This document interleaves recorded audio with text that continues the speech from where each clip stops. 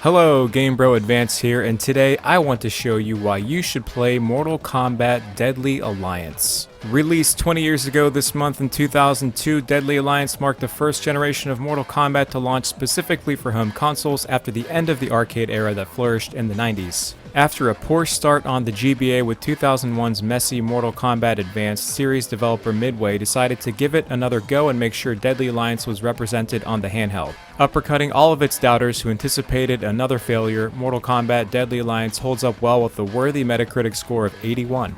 Technically serving as Mortal Kombat 5 on the timeline of the series' main games, a lot has happened since the first tournament we experienced back in 1992 on arcades. As the title implies, a deadly alliance is formed by none other than villains Shang Tsung and Quan Chi conspiring together to resurrect the mummified remains of the Dragon King and his army. After their slaying of Mortal Kombat 2 Big Bad Shao Kahn and perennial series hero Liu Kang, it's now up to the rest of the combatants to deal with this new threat. When you boot the game up for the first time, you create a profile that acts as its own save file. Up to 3 different profiles can exist on one cartridge. What's more, each profile keeps track of several stats like your completion percentage, win-loss ratio, hours played, and other records. As you might expect for a Mortal Kombat game, your main mode will be arcade. At the start, you'll only have 7 characters to choose from with an additional 5 to be unlocked. Since the roster is driven by the game's story, you won't see every single Mortal Kombat character here, and since the Game Boy Advance hardware is limited, there are even less than you might have hoped for. But still, there's no shortage of series fan favorites like Scorpion or Sonya Blade, with others unlocked as completion bonuses. While I like that concept, I would have preferred that the base roster be playable and instead the bosses as the unlockable characters. Going into this, I was concerned how the developers would translate the usual 6-button mechanics down to just the GBA's 4 buttons, but it was actually pretty easy to adapt. You have B as your single punch button, A as your single kick button, and R as your block button. Beginning with Deadly Alliance was the PS2 Xbox era of Mortal Kombat games that doubled down on 3D environments, and instead of just moving left and right, you could now move up and down as well. Luckily, this version implements that well, as you can still smoothly execute your typical jabs or sweeps along with each character's special attacks as you move up or down the arena. A major mechanic included in Deadly Alliance is fighting styles. Since the hardware is limited to just 4 buttons, you can press L to toggle a completely different fighting style indicated under your character, which provides a different subset of moves all separate from your special attacks. This adds a whole new layer of depth.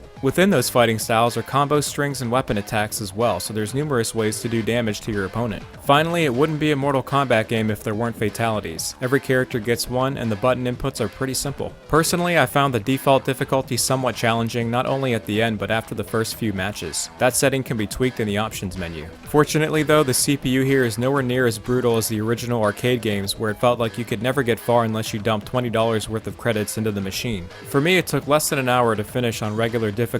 Speaking of credits, another big element to the game is coins. Through minigames like Test Your Might or Test Your Sight, you can earn in-game currency along with coins awarded throughout arcade mode that can be used in the crypt. Filled with 120 different coffins, you can spend your coins here to unlock a variety of items such as alternate costumes, new stages, and more. This gives the game its replayability value. I was surprised to learn that Deadly Alliance is a Game Boy Advance title with link cable compatibility, allowing 2 players with their own copy of the game to connect and play together with a gimmick that lets you bet coins. That's pretty cool.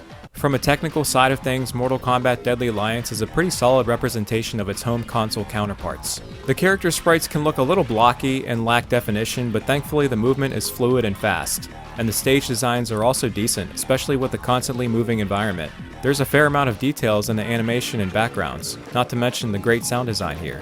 The famous lines like and finish him are loud and clear, which is important as they are Mortal Kombat staples. However, I will say that some of the grunting can get repetitive after a while, but I understand that there wasn't much room to pack into the GBA file size, so some sacrifices had to be made. Overall, it looks like Mortal Kombat, it sounds like Mortal Kombat, and it feels like Mortal Kombat, especially from this specific era.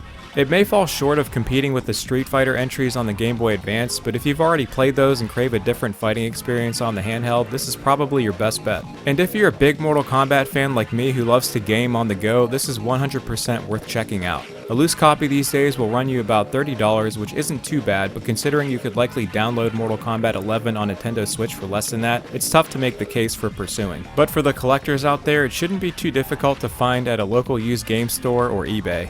Well, what did you think? Have you played Mortal Kombat Deadly Alliance on the GBA before? Let me know who your favorite Mortal Kombat character is in the comments, and also let me know what other games I should cover in future videos. Thanks for watching.